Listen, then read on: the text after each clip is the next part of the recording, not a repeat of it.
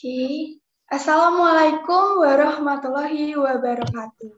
Selamat pagi, salam sejahtera untuk kita semua. Shalom, Om Swastiastu, Namo Buddhaya, salam kebajikan. Yang kami hormati, Bapak Dr. Agus Basuki, MPD, selaku staf ahli WR3, yang kami hormati Ibu Margareta Lis Endarwati, SEMSI, selaku dosen pembimbing tim Wiradesa IKMK Universitas Negeri Yogyakarta, yang kami hormati Yohanes Wijaya Setia Arsandi, selaku Ketua Tim Wiradesa IKMK Universitas Negeri Yogyakarta, yang kami hormati Ibu dan Bapak narasumber, Ibu Anissa Widiarsih, dan Bapak Briansah Widihantoro. Yang kami hormati pula Bapak Bowo dari UMKM Kerajinan Kayu, Bapak Mul dari UMKM Pembibitan Tanaman, Bapak Toro dari UMKM Pertanian Kakao, serta seluruh peserta sosialisasi baik dari UMKM, dosen maupun mahasiswa yang berbahagia pada pagi hari ini. Puji syukur kita panjatkan kehadirat Tuhan Yang Maha Esa, karena atas berkat dan rahmat-Nya, kita diberi kesempatan untuk dapat berkumpul guna menerima ilmu dari Ibu Anissa Widiarsih dan Bapak Briansah Widihantoro sebagai narasumber kita pada hari ini. Meskipun dilaksanakan secara online, diharapkan ilmu yang kita terima pada hari ini nantinya dapat bermanfaat di kemudian hari. Sosialisasi ini merupakan bagian dari program Wiradesa yang diselenggarakan oleh UKM Ikatan Keluarga Mahasiswa Katolik Universitas Negeri Yogyakarta.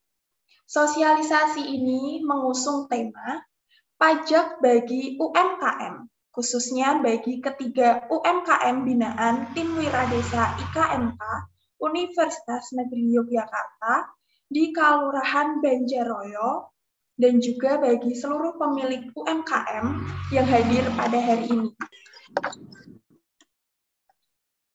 Hadirin yang kami hormati, izinkanlah saya, Brigita Yulia Bestaning Tias, memandu acara sosialisasi pada hari ini dengan susunan acara sebagai berikut.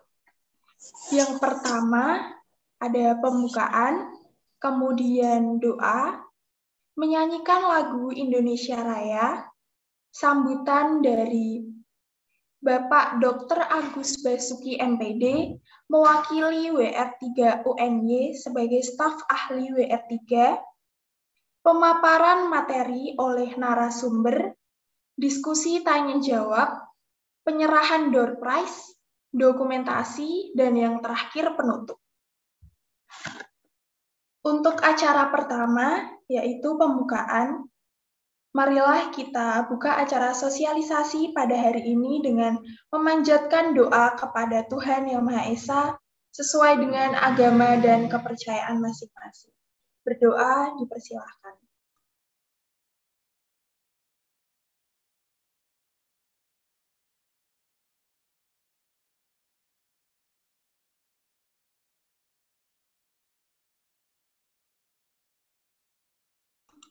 Berdoa cukup.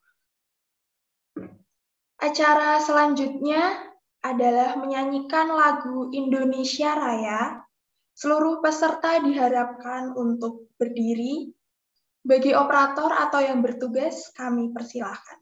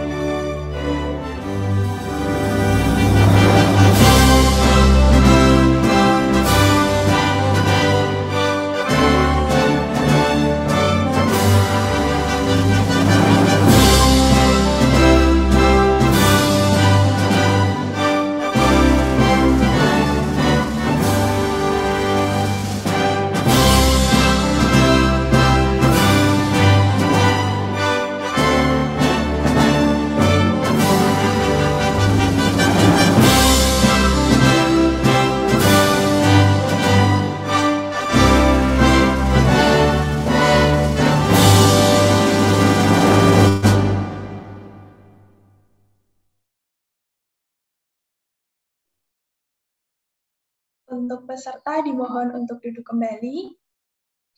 Memasuki agenda selanjutnya, yaitu sambutan dari Bapak Dr. Agus Basuki MPD, mewakili WR3 UNY sebagai staf ahli WR3. Kepada Bapak Agus kami persilahkan. Baik, terima kasih. Moderator, akses suara saya bisa diterima ya? Bisa, Pak. Saya awali, Assalamualaikum warahmatullahi wabarakatuh. Selamat pagi, salam sejahtera untuk kita semua. Yang saya hormati Ibu Lis Endarwati, SEMSI, selaku pembina dari sekaligus sebagai dosen pembimbing di dalam kegiatan Wira Desa. Sekaligus saya ucapkan selamat beliau berkompetisi untuk menjadi nominator, sudah menjadi nominator di dalam kegiatan Wira Desa sebagai pendamping. Mungkin besok atau mungkin sudah Ibu Lis sudah diwawancarai, untuk itu saya ucapkan selamat. Kepada teman-teman IKMK sekaligus teman-teman yang berwira desa di Banjaroyo, saya sangat meminta maaf ketika ada satu acara kebetulan saya tidak bisa hadir karena kegiatan saya di Madiun, Caruban, kemudian Ponorogo dan Magetan. Hari ini tentunya saya sangat berbahagia bisa membersamai teman-teman di dalam satu kegiatan yang namanya sosialisasi pajak UMKM. Tentunya pertama-tama kita bersyukur pada Tuhan Yang Maha Esa pada pagi hari ini limpahan rahmat karunia dan hidayahnya sehingga kita semua bisa berkumpul walaupun tadi disebutkan oleh moderator kita hanya bersama-sama secara virtual tetapi semangat dan tentunya salam sehat untuk semuanya. Kepada teman-teman ataupun bapak-bapak dari UMKM, barangkali yang mendapatkan undangan dan hadir pada pagi hari ini, rasa hormat saya sampaikan. Kepada Mas Briansah Widi Hantoro, selaku asisten penyuluh pajak mahir, kemudian Mbak Anisah Widiarsih, asisten penyuluh pajak terampil, dan Mbak Brigita Yulia Bestaning Tias. Rasa bangga saya kepada pemateri yang sudah meluangkan waktunya untuk membersamai teman-teman di dalam kegiatan sosialisasi pajak UMKM. Ribuan terima kasih saya ucapkan kepada beliau sebagai pemateri. Kemudian kepada seluruh peserta, semangat dan salam sehat untuk kita semua. Pajak adalah sesuatu kata yang sering kita dengar, tetapi kadang-kadang kita tidak tahu bagaimana caranya membayar pajak. Bahkan dalam satu kesempatan mungkin kita lupa. Apakah karena kesibukan kita, ataukah karena memang dari tidak tahu itu kemudian kita malas untuk beranjak menuju ke kantor pajak, atau barangkali dengan cara yang saat ini sangat mudah untuk membayar pajak, kadang-kadang kita menyepelekan atau menganggap remeh. Padahal pajak tentunya merupakan satu kekuatan yang luar biasa, manakala orang sadar terhadap kewajibannya yang berupa pajak. Nah, tentunya pada pagi hari ini semangat kepada teman-teman membersamai dari pemateri yang luar biasa yang ternyata masih muda-muda semuanya. Saya dengan senang hati ketika semuanya nanti mendapatkan ilmu dari kegiatan sosialisasi ini, dan barangkali ilmu itu akan bermanfaat manakala mau menyampaikan pada orang lain. Sehingga teman-teman yang saat ini tergabung, semoga paham akan sosialisasi pajak UMKM, dan kemudian mau mentransfer ilmunya kepada orang lain, sehingga kewajiban pajak ini menjadi sesuatu yang ringan, manakala kita itu mau melakukan rutin tidak terlambat dan menyadari bahwa ini merupakan kewajiban yang harus kita bayarkan. Nah, tentunya sosialisasi ini menjadi penting, baik kita sebagai mahasiswa, baik kita sebagai pegawai, ataupun barangkali kita sebagai masyarakat umum. Terkhusus pada pagi hari ini adalah sosialisasi pajak UMKM. Yang jelas UMKM kadang lupa akan kewajibannya itu, atau mungkin karena tidak tahu. Nah, ketidaktahuan hal tersebut semoga hari ini bisa terjawab dengan barangkali nanti Mas Briansah, Mbak Anissa, dan Mbak Brigita Yulia.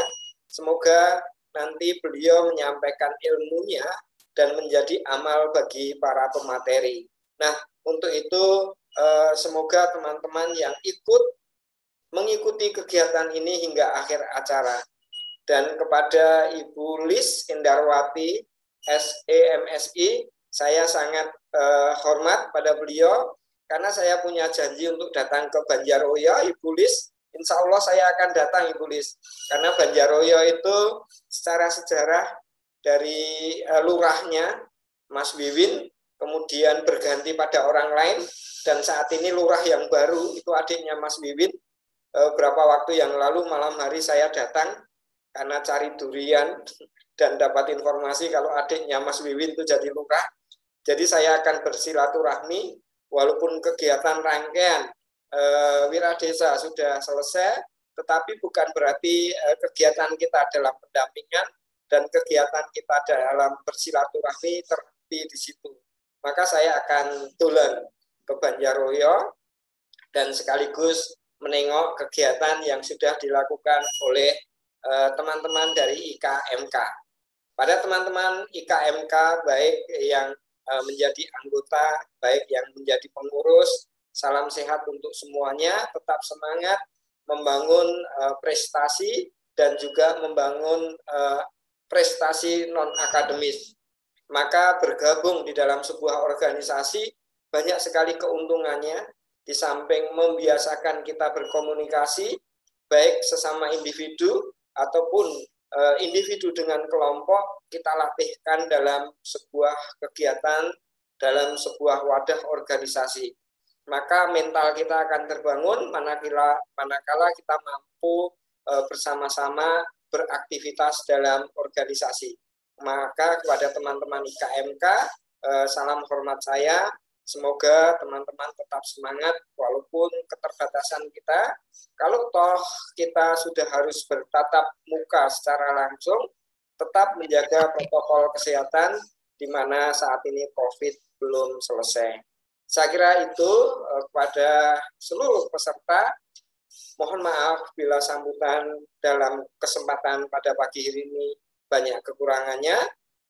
Dari saya akhiri. Assalamualaikum warahmatullahi wabarakatuh. Terima kasih. Baik, terima kasih kepada Bapak Agus Basuki yang sudah memberikan sambutannya. Untuk para hadirin sekalian, kita memasuki ke acara inti, yaitu pemaparan materi oleh narasumber yang akan dilanjutkan dengan sesi tanya-jawab setelah pembicara menyampaikan materi. Narasumber kita yang pertama, yaitu Ibu Anissa Widiarsi. Beliau merupakan asisten penyuluh pajak terampil Kantor Pelayanan Pajak KPP Kulon Progo. Dan narasumber kita yang kedua, yaitu Bapak Briansah Widihantoro. Beliau merupakan asisten penyuluh pajak mahir Kantor Pelayanan Pajak KPP Kulon Progo. Materi yang akan disampaikan oleh Ibu Anissa dan Bapak Briansah yaitu tentang kewajiban perpajakan UMKM. Kepada Bu Anissa dan Bapak Briansah, kami persilahkan. Terima kasih. Suara saya sudah cukup terdengar ya, Mbak ya?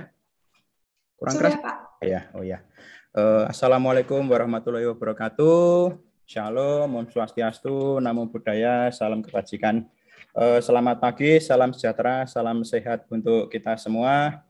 Yang saya hormati dosen pembimbing dari UNY, tadi ada Pak Agus Basuki, ada Bu Lis Endarwati, terus kemudian yang saya hormati tim dari Wiradesa IKMK UNY, kemudian yang saya banggakan para peserta yang hari ini pagi ini ya tentunya tetap semangat ya meskipun gerimis ya. Pertama-tama marilah kita panjatkan puji syukur pada Tuhan Yang Maha Esa atas limpahan karunia dan kesehatan sehingga pagi hari ini di Wates ini agak gerimis, mendung-mendung gerimis syahdu ya, dapat berkumpul meskipun cuma secara virtual seperti ini ya. Oke, tak kenal maka kenalan nggih. Jadi perkenalkan kami dari KPP Pratama Wates. Ada saya Briansah Widiantoro, mungkin Bapak Ibu bisa panggil saya Brian atau Brian. Terus juga ada Mbak Anissa. Nah, kami berdua ini adalah asisten penyuluh pajak. Ya, sekarang di kantor pajak itu ada jabatan namanya asisten penyuluh. Jadi tugas kami adalah memberikan penyuluhan kepada masyarakat, kepada wajib pajak sehingga apa yang masih istilahnya masih gelap ya kita memberikan penyuluhan supaya menjadi jelas terlihat terang seperti itu. Mungkin Bapak Ibu kalau datang ke kantor KPP Pratama Wates kami biasanya ada di loket helpdesk ya seperti itu.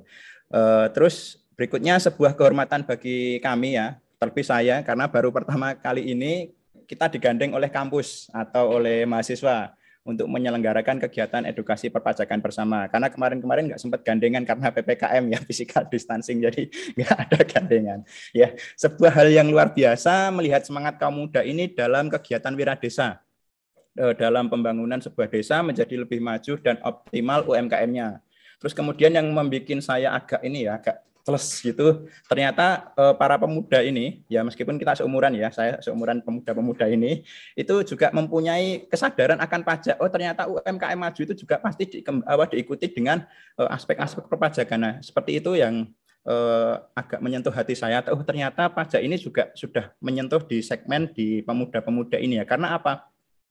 Karena nanti pemuda-pemuda ini, generasi emas ini yang akan menjadikan Indonesia di tahun 2045 itu menjadi Indonesia emas ya, yang mana cita-cita nanti saya optimis dengan semangat dari teman-teman IKMK ini ya, dengan adanya seperti ini nanti di tahun 2045 otomatis cita-cita Indonesia menjadi Indonesia emas itu pasti akan terlaksana. Oke, mari berikan tepuk tangan dulu untuk Wiradesa IKMK UNY ya atas kerjasamanya. Saya juga IKMK. Informasi saya IKMK juga tapi kampus sebelah ya.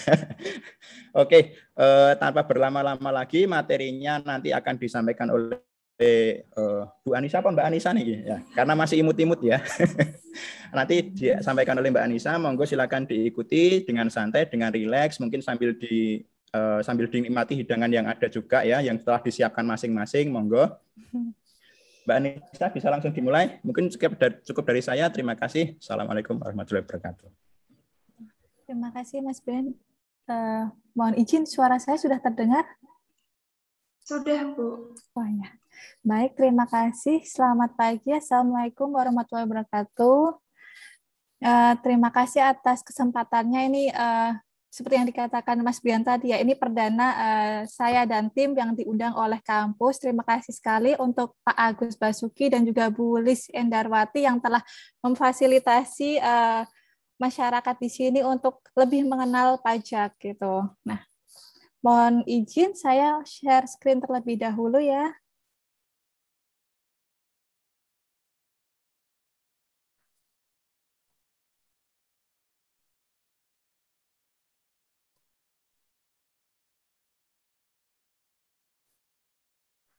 Baik, apakah share screen saya sudah terlihat di layar Bapak Ibu? Sudah. Baik, terima kasih. Nah, nggak usah berlama-lama lagi ya, kita langsung masuk ke materi saja. Seperti tema pada acara pada pagi hari ini yaitu kewajiban perpajakan UMKM. Nah, di sini saya akan membahas apa sih kewajiban perpajakan khususnya untuk pelaku UMKM ini. Nah, ini profil saya tadi sudah diperkenalkan juga kepada Mas Brian. Nama saya Anissa Widyarsi, bisa dipanggil Anissa, Mbak saja, jangan Ibu ya karena saya masih muda. Saya di sini sebagai asisten penyuluh pajak terampil di KPP Pratama Wates gitu. Nah, ini untuk memulainya itu saya ada quotes dari Bu Menteri nih, Bu Sri Mulyani, Menteri Keuangan kita saat ini. Beliau berkata, jangan pernah putus asa untuk mencintai negeri ini. Nah, bagaimana sih cara mencintai negeri ini itu? Tentunya sangat mudah ya. Untuk zaman sekarang di era modern ini, untuk mencintai negeri ini tuh nggak perlu berperang atau melawan penjajah seperti zaman dulu. Yaitu dengan taat membayar pajak itu sudah seperti kita itu membangun mencintai negeri ini. Kenapa? Karena uang pajak yang Bapak Ibu setorkan yang kita bayarkan itu tentunya untuk negara, untuk pembangunan negara ini. Seperti salah satunya yang sekarang lagi hangat-hangatnya ya, vaksin gratis untuk semua masyarakat, terus sekolah juga gratis, terus subsidi BBM dan lain sebagainya. Tentunya itu semua hasil dari jerih payah kita, yaitu dari uang pajak kita yang manfaatnya pun kita rasakan sebenarnya, memang tidak langsung. Nah, kemudian sebenarnya pajak itu apa sih? Kenapa sih kita harus membayar pajak? Nah, pajak itu sendiri yaitu kontribusi wajib kepada negara yang terutang oleh orang pribadi atau badan yang bersifat memaksa berdasarkan undang-undang dengan tidak mendapatkan imbalan secara langsung dan digunakan untuk keperluan negara bagi sebesar-besarnya kemakmuran rakyat. Nah, jadi pajak itu sendiri yaitu kontribusi wajib. Karena bersifat wajib, yaitu berarti kita semua harus untuk membayar pajak terutang oleh orang pribadi, jadi dibayarkan oleh perseorangan ataupun badan usaha begitu, dan bersifat memaksa karena ada peraturannya yaitu di Undang-Undang Perpajakan. Dan pajak itu sendiri yang di garis besar yaitu tidak mendapat imbalan secara langsung. Jadi kalau misalkan saya udah bayar pajak, terus apa sih yang kita dapatkan dari bayar pajak? Memang imbalannya tidak secara langsung ya kita rasakan. Beda sekali dengan kalau kita misalkan masuk ke tempat wisata, kita membayar retribusi, bayar 100.000 langsung kita dapat fasilitas yang diberikan. Beda sekali dengan pajak, karena pajak kita bayar, tapi manfaatnya itu akan kita rasakan mungkin untuk kita saat ini ataupun untuk cucu-cucu kita di kemudian hari. Begitu. Bisa berupa dari seperti yang sudah saya sampaikan tadi, dan untuk pembangunan jalan, untuk vaksin, subsidi, dan lain sebagainya. Nah, di Indonesia sendiri, pajak itu menganut sistem self-assessment, yaitu setiap pemungutan pajak yang dibebankan oleh wajib pajak itu dibayarkan secara mandiri. Jadi, kunci dari self-assessment sendiri yaitu kejujuran dari wajib pajak, dari Bapak Ibu sendiri, dan juga karena ada rasa patriotisme. Jadi, Bapak Ibu membayar, menghitung berapa jumlah pajaknya, terus membayar sendiri atas kesadaran sendiri, dan juga melaporkannya. Kita sebagai pegawai pajak hanya menjaga atau tidak menghitungkan begitu ya. Jadi semuanya kita serahkan ke wajib pajak itu sendiri. Nah, langsung saja masuk ke UMKM. Sebenarnya siapa sih UMKM itu, dan siapa saja, apa ketentuannya yang bisa disebut sebagai UMKM?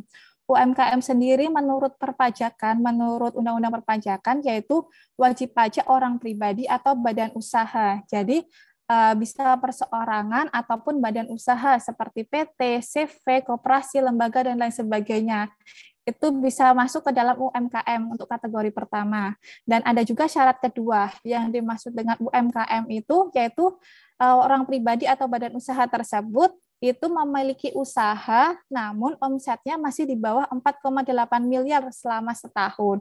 Jadi kalau Bapak Ibu saat ini merupakan orang pribadi atau badan usaha, memiliki badan usaha, dan berwirausaha, kemudian masih memiliki omset di bawah 4,8 miliar setahun, itu berarti Bapak Ibu masuk kategori UMKM gitu.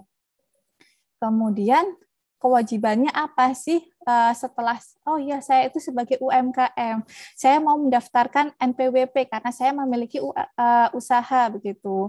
Kemudian kewajiban apa yang harus saya lakukan begitu terkait perpajakannya, yaitu ada 3 kewajiban ya Bapak Ibu. Yang pertama yaitu menghitung, kedua setor, dan juga yang ketiga yaitu lapor.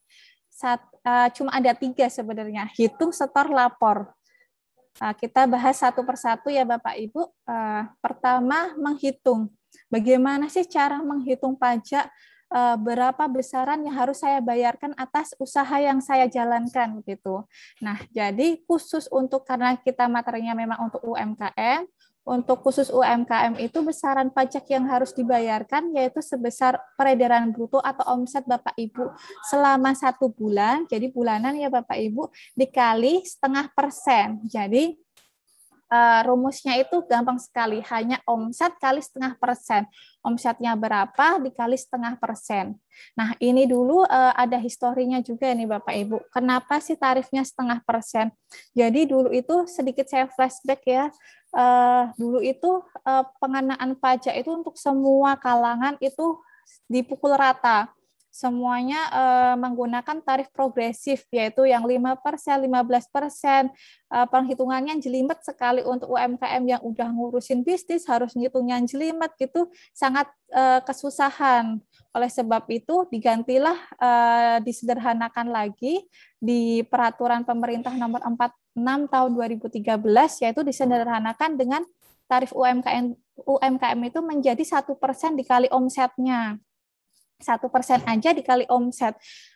Setelah berjalan beberapa tahun, ternyata menurut masyarakat itu 1% itu sangat tinggi bagi para UMKM. Kemudian diubahlah, pemerintah mengubah lagi peraturannya sesuai dengan saat ini yang berlaku, yaitu PP 23, Peraturan Pemerintah Nomor 23 Tahun 2018, yaitu sebesar 0,5% dikali omset, dan ini peraturan ini berlaku sampai dengan sekarang gitu. Jadi cara penghitungnya yaitu Bapak Ibu merinci tuh, misalkan usaha apa ya, usaha jualan gitu atau pertanian, dihitung tuh omsetnya setiap bulan berapa. Oh udah ketemu omsetnya sebulan, kemudian dari omset tersebut dikalikan 0,5%. Nah 0,5% itulah yang Bapak Ibu setorkan begitu. Nah, ini ada perhitungannya juga, ada contohnya. Misalkan nih, di bulan Januari omset saya itu 50 juta. Berarti PPh yang harus saya bayarkan itu 0,5% dari 50 juta, yaitu sebesar 250.000. Nah, Februari ternyata penghasilan saya itu meningkat, karena memang usaha kan penghasilannya pasti naik turun ya. Itu kan memang sudah selayaknya seperti itu. Berharapnya kan terus meningkat. Nah, di bulan berikutnya yaitu naik menjadi 100 juta. Berapa yang harus saya bayarkan? Tinggal 100 juta kali 0,5%, yaitu omset kali 0,5% saja. Begitu juga seterusnya, misalkan naik berarti pajaknya juga semakin tinggi. Ketika omsetnya turun ataupun tidak ada sama sekali, ya pajak yang dibayarkan juga semakin turun mengikuti besaran omset yang Bapak Ibu dapatkan begitu. Nah, untuk kewajiban yang kedua, oh ya maaf sebelumnya ini ada analoginya nih tentang penyetoran tadi, tentang penghitungan pajak, yaitu kalau dianalogikan atau diilustrasikan itu seperti saya itu ibaratkan jualan telur nih, gampangnya saya jualan telur 200 butir telur. Berapa sih yang saya bayarkan untuk negara? Negara itu hanya dapat 1 telur aja. Jadi atas 200 butir telur yang saya bayarkan itu hanya 1 biji aja yang untuk negara. Jadi kalau dibilang pajak itu mahal, memberatkan, itu sebenarnya tidak sama sekali ya Bapak Ibu. Kalau kita memang benar-benar tulus ikhlas untuk membantu negara begitu. Karena dari ilustrasinya 200 butir telur hanya 1 butir aja yang untuk negara, dan manfaatnya juga kita rasakan gitu. Nah, lanjut ke kewajiban yang kedua yaitu pembayaran atau setoran. Setelah Bapak Ibu tadi menghitung berapa sih pajak yang harus saya bayarkan, itu nominalnya berapa, yaitu 0,5% dikali omset, kemudian Bapak Ibu setorkan. Menyetorkannya gimana dan di mana? Menyetorkannya itu bukan di kantor pajak ya Bapak Ibu, menyetorkannya itu bisa di kantor pos, di bank, atau bisa ke ATM, atau juga kalau untuk generasi yang milenial saat ini bisa juga melalui mobile banking. Jadi kantor pajak itu hanya memfasilitasi untuk Bapak Ibu membantu membuatkan kode billing. Jadi untuk pembayarannya itu setelah dihitung Bapak Ibu membuat namanya kode billing seperti token listrik seperti itu. Dari kode billing itu nanti yang akan dibayarkan ke kantor pos, ke bank, ataupun ke fasilitas lainnya begitu. Nah, untuk pembayaran ini sendiri, untuk penyetoran sendiri, itu ada jatuh temponya, yaitu paling lambat tanggal 15 bulan berikutnya. Jadi ketika Bapak Ibu setiap bulan sudah merinci berapa omsetnya, lalu jangan lupa untuk bulan berikutnya itu menyetorkan, yaitu paling lambat tanggal 15 setelah bulan berikutnya. Misalkan di Januari, ya berarti bayarnya di 15 Februari maksimal, begitu, dan seterusnya. Nah, lalu kewajiban yang ketiga yaitu pelaporan. Setelah Bapak Ibu menghitung besarnya pajaknya itu berapa, kemudian sudah menyetorkan, ada satu lagi kewajiban yang kadangkala ini suka terlupakan, yaitu pelaporan SPT tahunan. Pelaporan ini sangatlah mudah ya sebenarnya. Misalkan Bapak Ibu mengalami kesulitan gimana cara mengisinya, tinggal datang aja ke kantor pajak terdekat, nanti akan kita bantu untuk cara pengisiannya. Bisa melalui ke kantor pajak terdekat, atau bisa kalau Bapak Ibu udah mahir tuh ngisi sendiri di rumah, terus dikirim melalui pos atau melalui ekspedisi lainnya juga bisa, atau juga kita memfasilitasi pelaporan melalui online juga, yaitu melalui e-form. Begitu.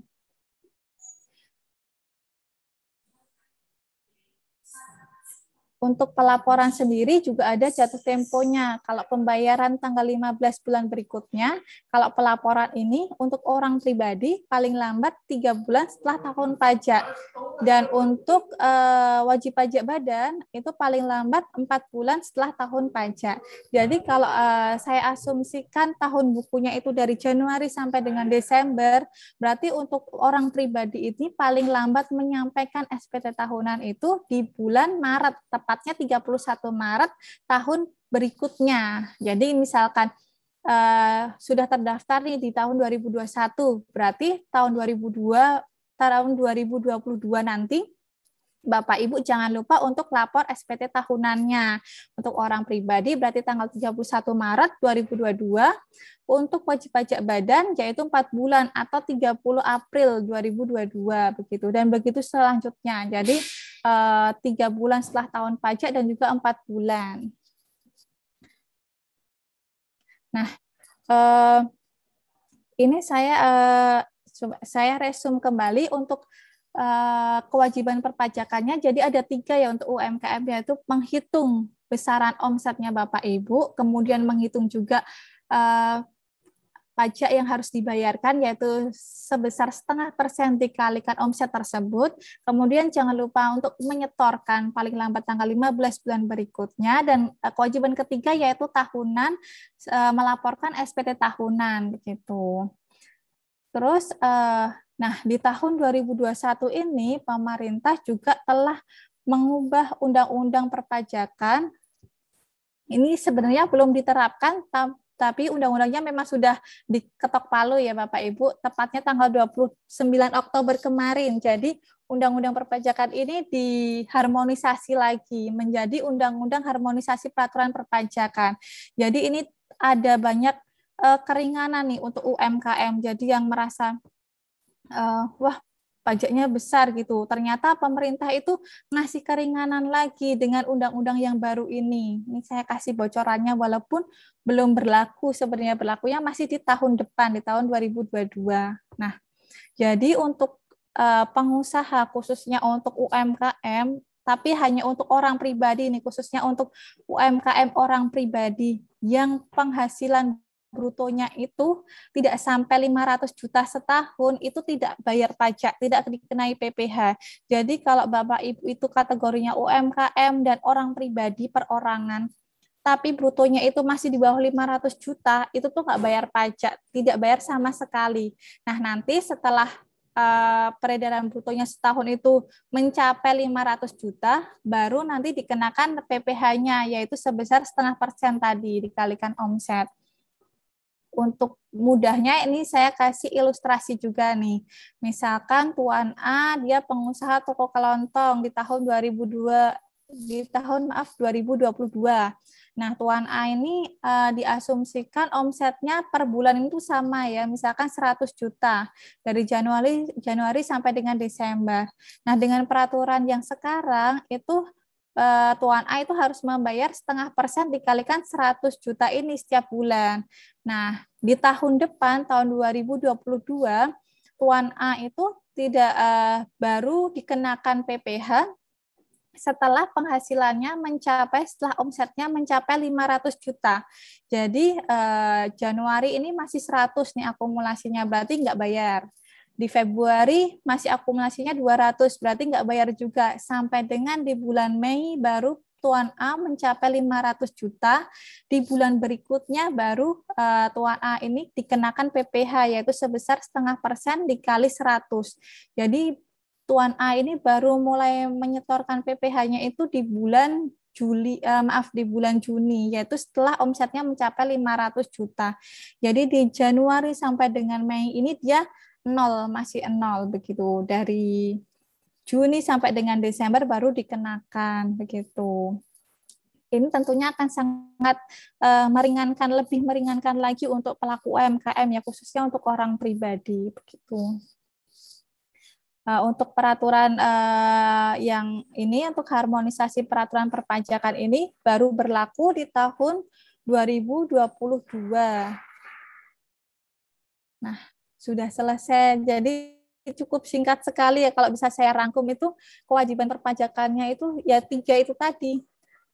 Hitung setor lapor, hitung omsetnya berapa, pajaknya nanti tinggal dikalikan dari omset, dikalikan 0,5%, kemudian menyetor caranya gimana, tinggal bikin kode billing, disetorkan di kantor pos terdekat atau di bank terdekat, dan bisa juga melalui mobile banking begitu. Setelah menyetorkan pajaknya setiap bulan itu, jangan lupa juga untuk lapor SPT tahunan gitu.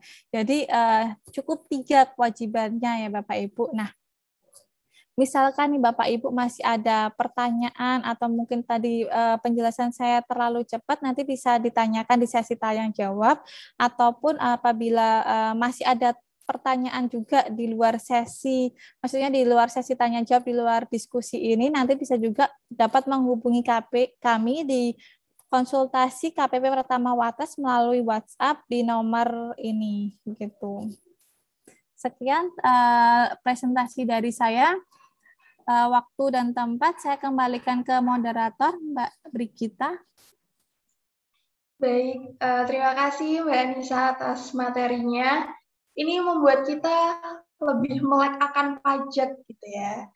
Oke, untuk para peserta, kita memasuki sesi tanya jawab. Jadi kita membuka 2 termin dulu dengan 1 termin untuk 3 penanya. Jadi kepada peserta yang ingin bertanya, dipersilahkan untuk menggunakan fitur raise hand di Zoom, lalu mengaktifkan mikrofon, lalu menyebutkan identitas dan menyampaikan pertanyaannya. Atau bisa juga dengan memakai kolom chat dengan format nama _asal garing instansi lalu _ pertanyaannya. Untuk para peserta boleh dipersilahkan bagi yang mau bertanya.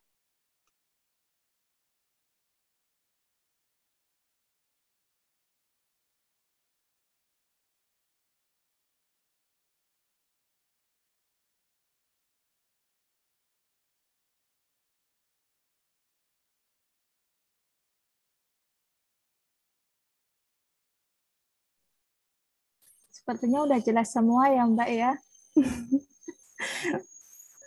Alhamdulillah kalau udah jelas semua berarti next akan lebih ngerti pajak dan diharapkan juga bisa taat pajak gitu ya.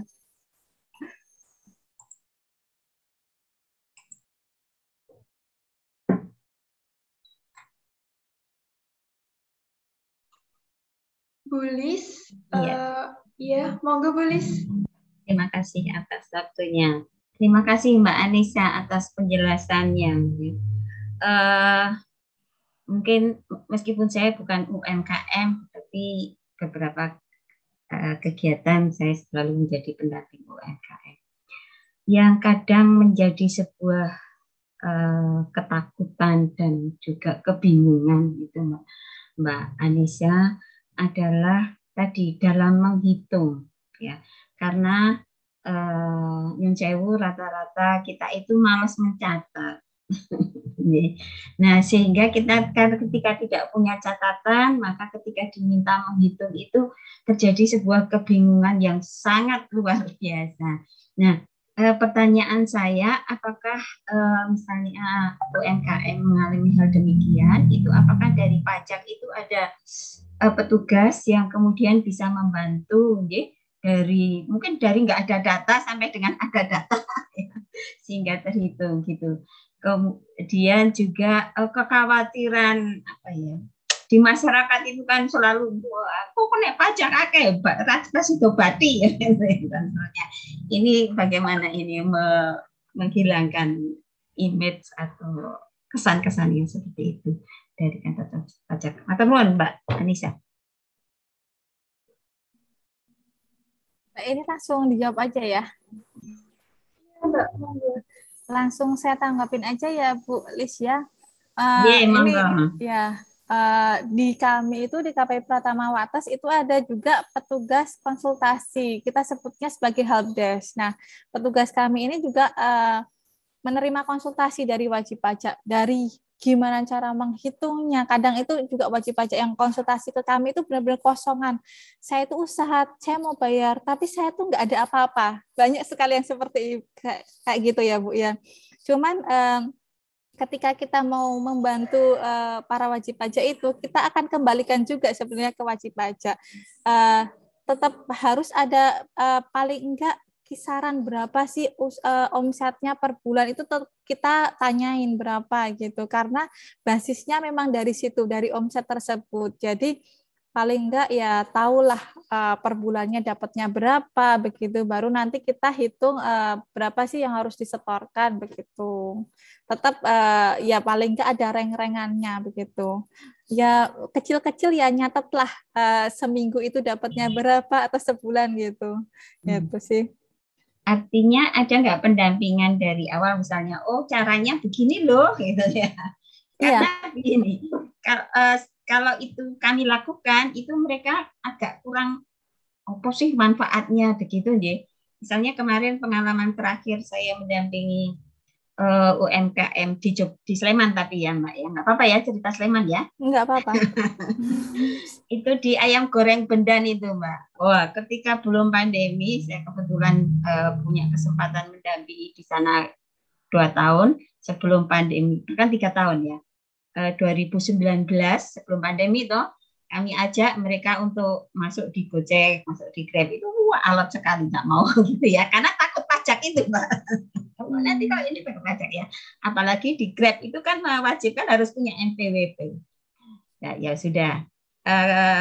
Puji Tuhan 2020 kami kesempatan hadir ke sana lagi. Pokoknya saya pengen di sana itu potensi, karena saya juga suka ayam goreng di sana gitu ya. Dan potensinya daerahnya luar biasa sebenarnya. Ingin menambil. 2020, wah karena pandemi mereka akhirnya, wah ya mau di Gojek, tapi di Grab mereka nggak mau karena harus NPWP. Nah, mau tak hadirkan dari pajak Sleman, mereka juga nggak mau. Tapi kemudian akhirnya karena ada yang mau, kemudian mereka omsetnya mulai membaik, itu baru mau gitu. Jadi butuh apa ya? Dan mungkin Pak Entah Pajak juga butuh hadir langsung, karena kalau kami yang hadir itu kadang-kadang masih kurang dipercaya dalam tanda petik, gitu Mbak. Nah, sekarang sudah mulai mereka masuk Grab, mereka punya NPWP dan mereka merasakan manfaatnya. Itu yang beberapa meskipun belum semua UKM ayam goreng Kalasan di Bendan yang saya dampingi 3 tahun betul-betul. Matur nuwun.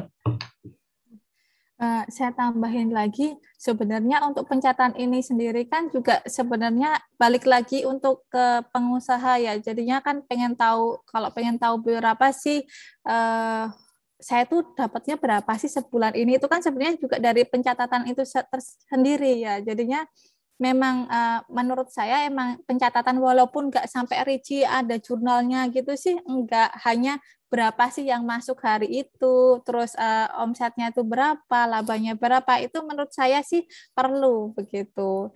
Khususnya untuk pengusaha itu sendiri dan juga nanti untuk kedepannya untuk membayar pajak, melaporkan dan lain sebagainya begitu sih. Terima kasih. Baik, terima kasih Bu Lis atas pertanyaannya dan Mbak Anissa atas penjelasannya. Di kolom chat ada yang bertanya dari Mbak Yusti. Saya izin membacakan ya. Jika kita terlambat bayar pajak, apakah terdapat denda keterlambatan? Jika ada, hitungannya bagaimana ya? Monggo Mbak Anissa mungkin bisa dijawab.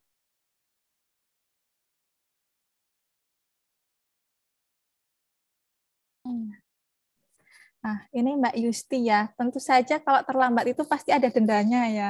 Orang terlambat bayar pajak kendaraan aja ada dendanya, apalagi untuk pajak yang penghasilan ya. Sebenarnya sama. Pajak itu pun ketika kita membayarkannya terlambat, atau tadi kan juga saya sudah menyampaikan bahwa untuk penyetoran itu maksimal tanggal 15 bulan berikutnya, yaitu ketika 1 bulan penuh sudah ketahuan nih omsetnya berapa, di bulan berikutnya kita wajib menyetorkan pajaknya itu berapa. Dendanya kalau misalkan terlambat yaitu sebesar 2% dikalikan per bulannya itu telatnya berapa bulan begitu.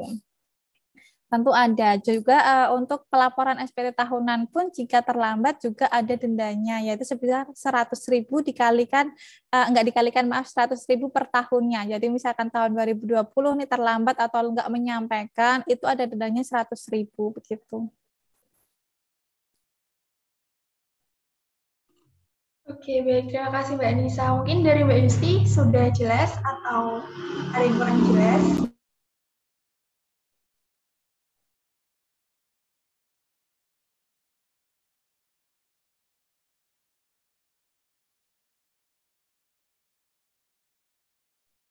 Sudah jelas. Oke, terima kasih Mbak Yusti atas pertanyaannya.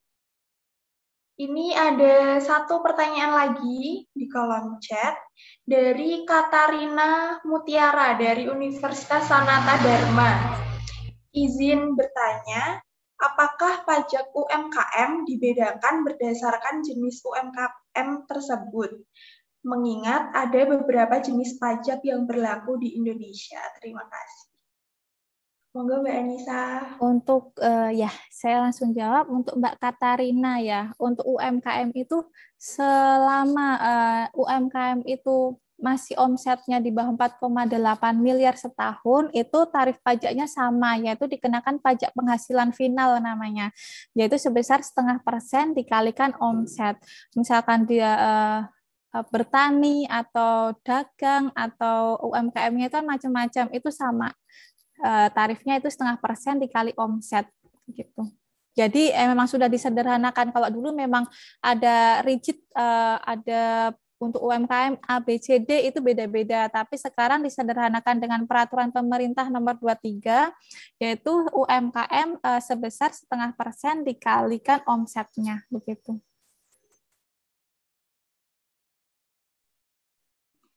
Oke, terima kasih Mbak Anissa. Mungkin untuk Mbak Katarina, apakah jawabannya sudah menjawab pertanyaan?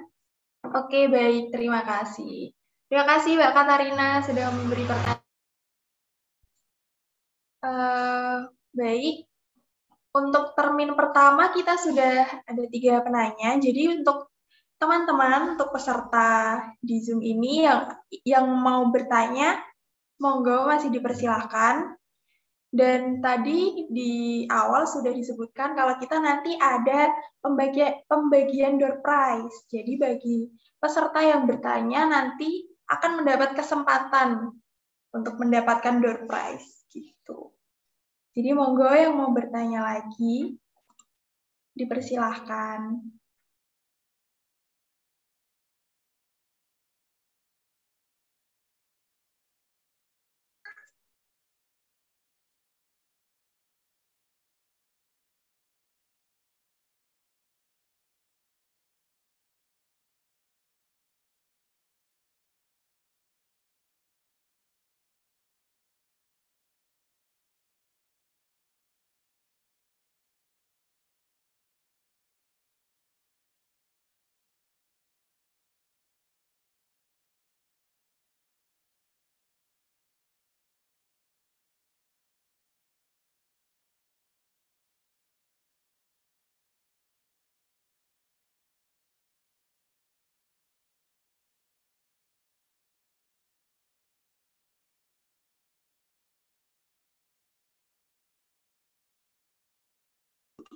Oke, Mas Lukas Pardamian. Monggo yang monggo untuk pertanyaannya. Iya, selamat pagi semuanya. Sebelumnya perkenalkan saya Lukas Pardamian dari KMK UNY. Di sini saya penasaran ya. Kan mungkin beda memang pemberian pengenaan pajak kepada UMKM sama orang yang memiliki pendapatan atau penghasilan lewat gaji gitu. Saya pernah membaca kalau yang penghasilan lewat gaji itu ada istilah PTKP kalau tidak salah, penghasilan tidak kena pajak. Ya, apa ya? Itulah kurang lebih penghasilan tidak kena pajak jika dia memiliki istri, terus jika dia memiliki anak. Jadi semakin apa ya? Orang yang berkeluarga sama yang tidak berkeluarga memiliki pengenaan pajak yang berbeda. Apakah hal demikian berlaku juga untuk pengusaha-pengusaha atau UMKM seperti ini? Begitu sih pertanyaannya. Terima kasih. Oke, terima kasih Mas Lukas atas pertanyaannya. Mungkin Mbak Nisa mau langsung menjawab. Mungkin saya Mbak ya, yang mencoba menjawab dari Mas Lukas ya. Ya, Terkait boleh, dengan Pak. adanya PTKP ya Mas Lukas ya, kok yang ini ada PTKP mungkin yang pengusaha enggak ya. Jadi untuk perhitungan pajak penghasilan untuk orang pribadi ya itu dibedakan menjadi 3 ya. 3 itu dari sumber penghasilannya. Yang pertama adalah ketika dia memperoleh penghasilan dari pemberi kerja atau itu tadi yang karyawan, PNS, karyawan swasta dan lain sebagainya. Itu cara menghitungnya adalah penghasilan kotor dikurangi PTKP. Baru dikalikan tarif yang bertingkat tadi 17 pasal 17. Terus kemudian yang berikutnya ada penghasilan yang diperoleh dari pekerjaan bebas. Misalnya nanti Pak Lukas menjadi pengacara atau dokter yang praktek itu masuk ke pekerjaan bebas. Nah, kalau untuk pekerjaan bebas cara menghitungnya bagaimana? Kalau yang ternyata orangnya tidak membuat pembukuan, ya, jadi cuma mencatat saja penghasilannya berapa 1 bulan, itu cara menghitungnya adalah penghasilan bruto dikali norma penghitungan penghasilan itu, ya, biasanya sekarang sih 50% ya dari penghasilan bruto, baru dikurangi PTKP, baru nanti dikalikan dengan tarif yang agak jelimet itu tadi. Terus kemudian yang UMKM, yang penghasilan atas usaha, ya penghasilan atas usaha juga dibagi menjadi 2 Mas kalau undang-undang pajak ya. Ketika dia masih di bawah 4,8 miliar dalam 1 tahun, itu diberikan pilihan. Mau pakai cara yang ribet dengan menggunakan PTKP tadi, tapi dengan catatan harus menggunakan pembukuan, ya nyatet aja lupa, apalagi membuat pembukuan ya. Atau diberikan opsi lebih simpelnya langsung omset dikalikan dengan tarif, dan itu adalah penghasilan final. Artinya apa? Ketika sudah dikalikan dengan itu, sudah nggak dihitung lagi, jadi langsung omset kali tarif, kita udah nggak melihat dia istrinya berapa, anaknya berapa gitu ya, jadi langsung saat itu juga langsung ketahuan PPh-nya, seperti itu Mas. Jadi untuk yang UMKM itu tidak ada PTKP-nya. Nah terus kemudian di dalam masyarakat pasti jenengan juga mikirnya, berarti tidak adil dong negara ini yang UMKM kok nggak pakai PTKP. Nah makanya dengan adanya itu, adanya ini ya, semacam pergunjingan di bawahnya di masyarakat kok ada ketidakadilan. Makanya di Undang-Undang HPP, ya Undang-Undang Nomor 7 Tahun 2021 ini, itu ada namanya yang itu tadi pembatasan omset penghasilan bruto. Ketika jenengan di bawah 500 juta, itu kan tidak ada pajaknya. Itu kan kalau kita asumsikan ya, penjualan 500 juta itu net profit marginnya sekitar 10%, itu kan ya sekitar 50-an juta. Itu imbang-imbang dengan PTKP yang sekarang adalah 54 juta, Mas. Ya. Jadi pemerintah juga memikirkan aspek keadilan, mungkin yang Mas Lukas tadi bayangkan, oh kok yang UMKM nggak ada PTKP-nya nih gitu kan. Nah, pertanyaan-pertanyaan seperti itu dijawab di Undang-Undang Nomor 7 tadi. Jadi diharmonisasikan. Jadi meskipun jenengan UMKM tetap ada pembatasannya, tapi bukan menggunakan PTKP, tetapi menggunakan pembatasan yang penghasilan bruto itu tadi. Mungkin dari situ Pak Mas Lukas ya, bisa menjawab yang PTKP tadi? Oh, bisa sih Pak. Tapi perihal ini kan ada itu pengusaha atau pemilik UMKM itu yang sudah menikah sama yang belum menikah, tapi kita misalkan pendapatannya sama. Terus itu pajaknya juga sama gitu. Nah, oke. Ini ya. Jadi memang ketika UMKM kalau dipajak itu dia batasannya di 4,8 miliar. Ya, jadi ketika di bawah 4,8 miliar itu adalah sebuah pilihan. Ya, itu tadi seperti saya sampaikan, sebuah pilihan mau pakai yang penghitungannya dengan PTKP atau langsung simple 0,5% tadi. Jadi kalau misalnya jenengan sebagai UMKM terus kemudian aku nikah anaknya telu gitu kan, berarti PTKP-nya banyak nih. Saya pengen ngitungnya pakai itu untuk memanfaatkan keluarga saya yang banyak. Ya monggo, boleh-boleh saja, tapi ya dengan catatan jenengan harus membuat pembukuan itu tadi. Dan ketika sudah memilih untuk dikenakan penghitungan dengan cara seperti itu, nanti dirasa loh kok ternyata ribet ya, aku harus ngitung iki dan lain sebagainya, pengen balik ke 0,5% lagi, itu yang nggak bisa. Makanya itu tadi, ketika masih di bawah 4,8 miliar, itu sebuah pilihan mau menggunakan yang 0,5% atau yang pasal 17.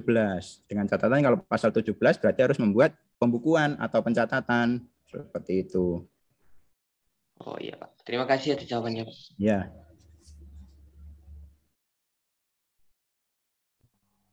Baik, terima kasih Mas Lukas atas pertanyaannya, dan terima kasih juga Mas Brian sudah memberikan jawabannya. Baik, ada pertanyaan lagi di kolom chat dari Mas Dava Haidar, mahasiswa UNY. Izin bertanya, bagaimana cara instansi memastikan jumlah omset yang sebenarnya dari pelaku usaha tersebut? Mengingat omset oknum tersebut bisa dimanipulasi agar pajaknya lebih rendah. Oke, mungkin Mbak Anissa atau Mas Brian bisa menjawab.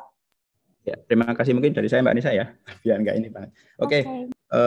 Jadi begini ya, sistem perpajakan Indonesia kan menganut sistem self-assessment. Kenapa dikembalikan ke wajib pajak untuk menghitungnya? Karena ini ya, teman-teman atau para peserta Bapak Ibu, di Indonesia sendiri kan nggak mungkin ya, misalnya sama-sama jualan bakso, antara si A dan si B pasti penghasilannya beda. Makanya diperlukan adanya sebuah keterbukaan dari wajib pajak itu sendiri.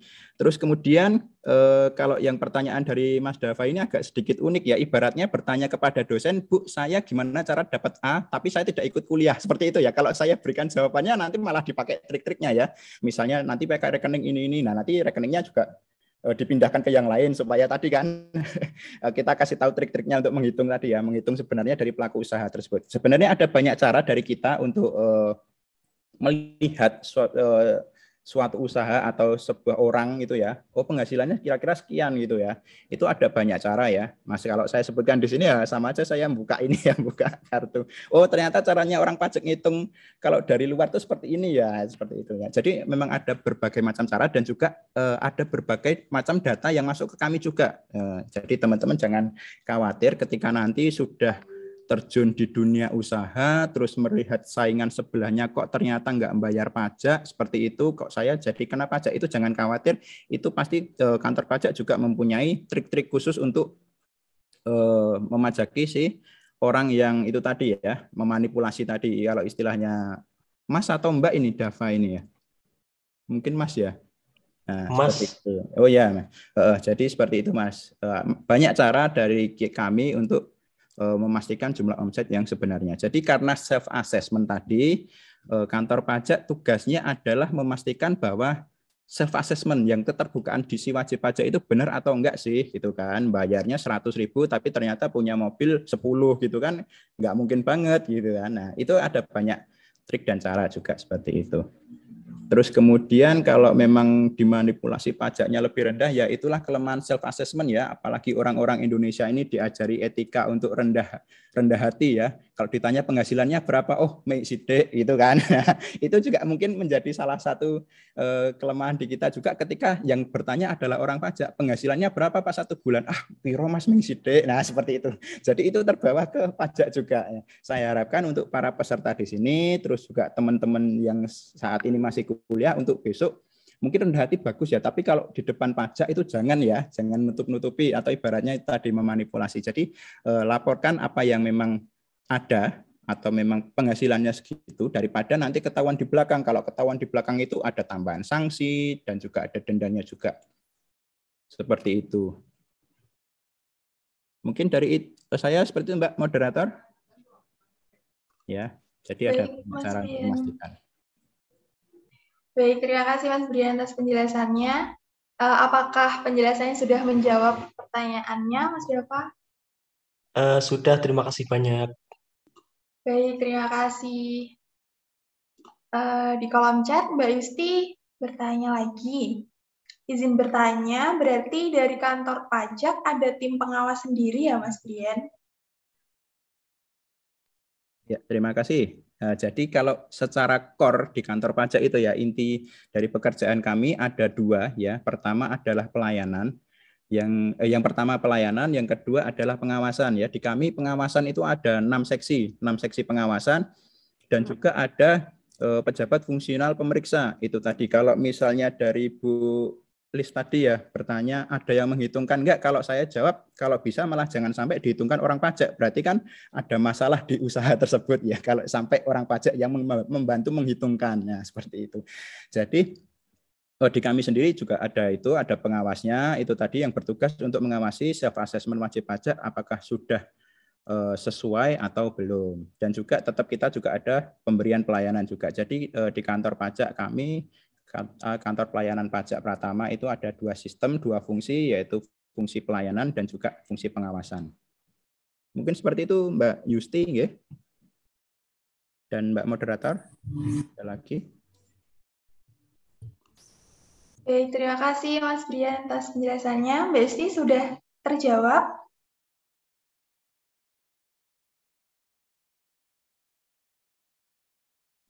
Oke, sudah. Terima kasih. Mungkin, oh iya ini ada satu pertanyaan lagi. Dari Mas Satrio, dari masyarakat umum. Saya bacakan pertanyaannya. PPh yang dikenakan kepada UMKM yang mendapat pekerjaan dari instansi pemerintah, apakah per transaksi per bulan?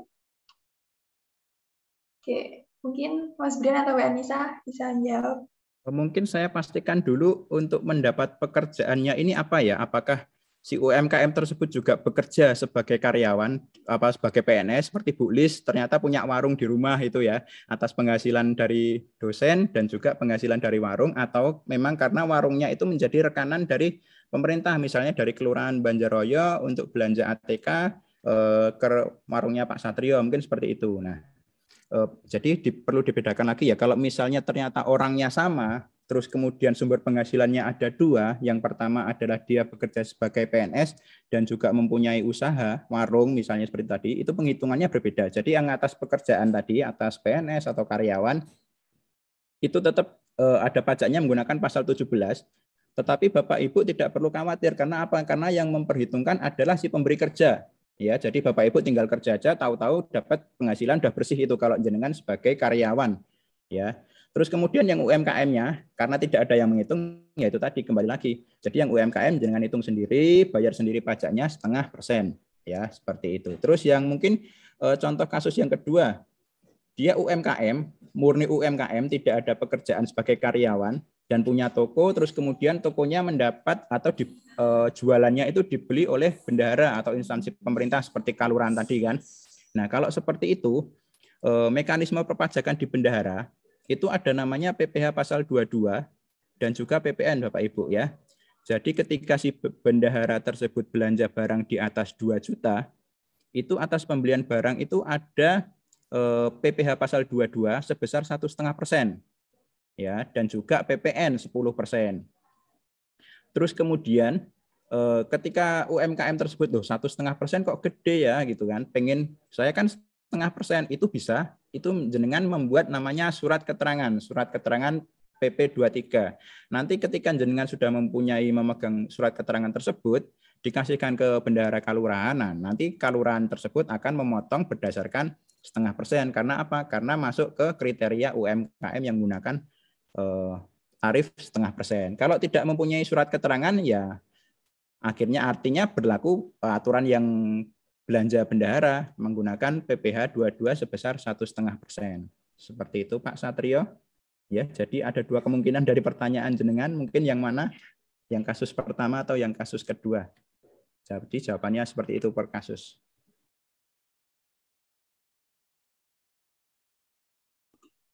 Itu Mbak. Oke, baik. Terima kasih Mas Brian. Apakah jawabannya sudah menjawab? Oke, terima kasih penjelasannya. Ya, terima kasih juga Mas Satrio atas pertanyaannya.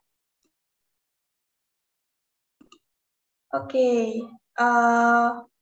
berhubung sudah tidak ada yang ditanyakan, kita tutup untuk sesi tanya jawab kita. Jadi tadi ada 2 termin ya, yang terdiri dari 6 penanya. Oke, terima kasih untuk semua penanya atas pertanyaannya. Saya mau membacakan terlebih dahulu untuk kesimpulan materi yang sudah diberikan oleh Mbak Anissa dan Mas Brian. Jadi tadi Mbak Anissa dalam materinya menyampaikan tentang pembayaran pajak, seberapa penting pembayaran pajak itu gitu. Dan membayar pajak itu sebenarnya salah satu bentuk cara kita mencintai negeri ini. Dan tadi sudah disampaikan kalau pembayaran pajak itu sebenarnya murah, hanya 0,5% dari omset. Lalu pajak itu sebenarnya juga tidak memberatkan, karena pembayarannya mudah, pelaporan pun juga mudah, bisa melalui secara online atau melalui e-form. Dan ternyata pemerintah pun juga akan memberikan keringanan bagi UMKM pribadi yang omsetnya itu kurang dari 500 juta, tetapi keringanan ini berlaku untuk mulainya tahun depan, gitu. Jadi baru akan seperti itu. Mungkin itu untuk kesimpulannya, dan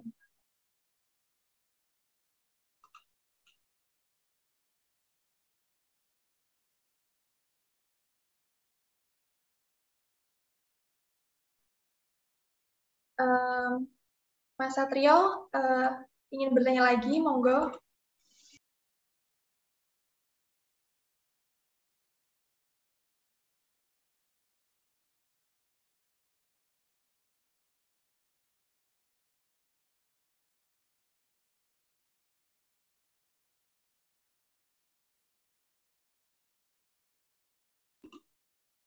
Oke, untuk pertanyaan dari Mas Satrio, apakah bahan makanan basah seperti sembako, sayuran, dan lain-lain dikenakan pajak sudah dikenakan PPN? Ya, mungkin ini pertanyaan terakhir ya. Monggo yang mau menjawab. Oke, Pak, tak nyala. Mungkin ini kemarin yang sempat menjadi sempat menjadi gosip di masyarakat juga ya, sembako mau dipajaki seperti itu ya. Itu nanti akan terjawab kegelisahan itu di Undang-Undang HPP ya, di Undang-Undang Nomor 7 ini nanti akan dijawab bahwa sembako dibebaskan dari pengenaan PPN ya. Jadi yang kemarin sempat beredar isu-isu wah beras kono PPN, nah itu terjawab sudah di Undang-Undang HPP. Jadi untuk yang ditanyakan Pak Satrio, sembako, sayuran dan lain-lain itu tidak dikenakan PPN. Seperti itu. Oke, baik Mas Brian, terima kasih. Jadi untuk semua penanya dan atas materi yang sudah disampaikan, kita berharap semoga melalui materi yang disampaikan tadi oleh narasumber kita pada hari ini dapat meningkatkan pengetahuan dan pemahaman kita akan urgensi dari pajak bagi UMKM dan kebijakan pemerintah mengenai pajak bagi UMKM. Selain itu juga melalui materi yang diberikan tadi, semoga dapat mengoptimalkan potensi pengembangan UMKM, khususnya di Kelurahan Banjaroyo untuk membangun kolaborasi dan kerjasama yang tentunya saling menguntungkan bersama pemerintah setempat, guna membangun ekonomi penduduk di era yang serba digital ini, walaupun masih diterpa pandemi COVID-19 yang sampai sekarang juga belum usai. Oke, untuk acara selanjutnya itu adalah penyerahan door prize. Jadi tadi untuk ke-6 penanya kita memberikan kesempatan. Jadi nanti untuk door prize-nya itu berupa pulsa atau saldo Shopee Pay atau GoPay. Jadi peserta yang beruntung nanti bisa memilih salah satu dari 3 door prize tersebut. Bagi yang bertugas mungkin bisa dipersiapkan dulu untuk pemilihan pemenangnya.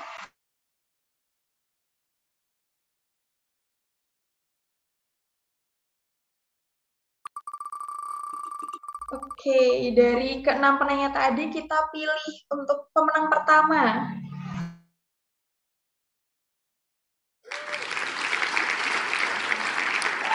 Oke, pemenang pertama dimenangkan oleh Katarina Mutiara dari Universitas Sanata Dharma. Selamat untuk Mbak Katarina. Oke, selanjutnya pemilihan pemenang yang kedua.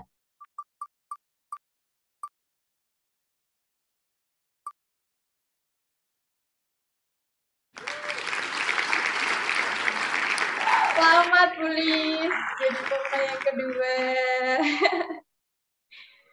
Oke, ini untuk pemenang yang ketiga.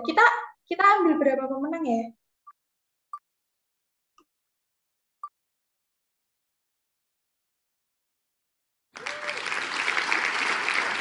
Oke, pemenang terakhir kita dari Mas Lukas Pardamaian. Jadi pemenang kita pada hari ini kita ambil 3 pemenang seperti itu. Jadi selamat bagi para pemenang yang beruntung, para penanya yang beruntung.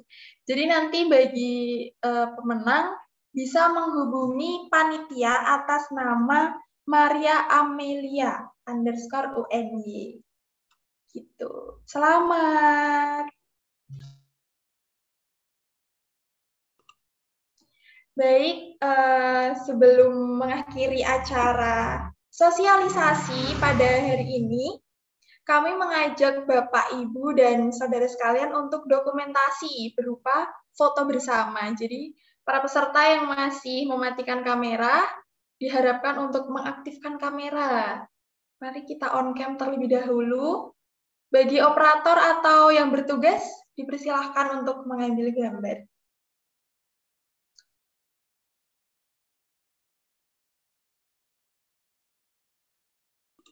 Operator sudah siap? Oke, sudah. Untuk kita mulai dari slide pertama dulu. Untuk slide pertama, monggo. Saya hitung 1, 2, 3.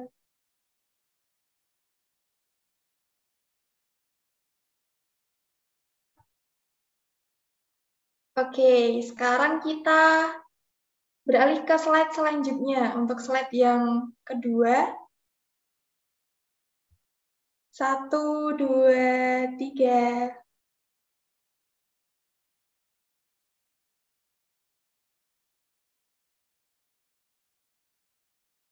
Oke, untuk slide yang ketiga, ini slide terakhir ya. Slide yang ketiga. 1, 2, 3.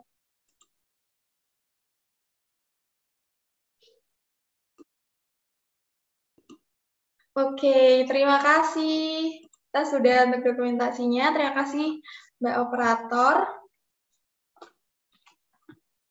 Oke, puji Tuhan kita sudah sampai di penghujung acara. Ternyata tidak terasa ya, kita sudah sampai di akhir. Sebelumnya, kami mengucapkan terima kasih kepada Mbak Anissa dan Mas Dian yang telah berkenan menjadi narasumber kita pada sosialisasi hari ini dan telah memaparkan materi serta memberikan banyak informasi kepada kita. Semoga ilmu yang kita dapat pada hari ini dapat bermanfaat untuk kemudian hari. Untuk acara yang terakhir adalah penutup. Mari kita tutup acara sosialisasi pada hari ini dengan memanjatkan doa kepada Tuhan Yang Maha Esa sesuai dengan agama dan kepercayaan masing-masing. Berdoa dipersilahkan. Baru, awak kayak berdoa dipersilahkan. Oh.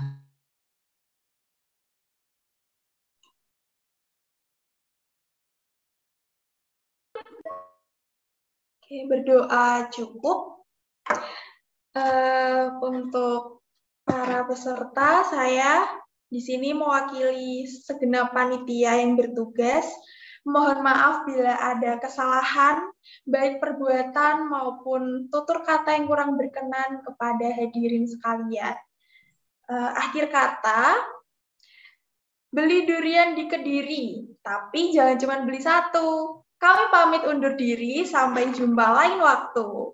Terima kasih. Wassalamualaikum warahmatullahi wabarakatuh. Selamat siang, salam sejahtera untuk kita semua.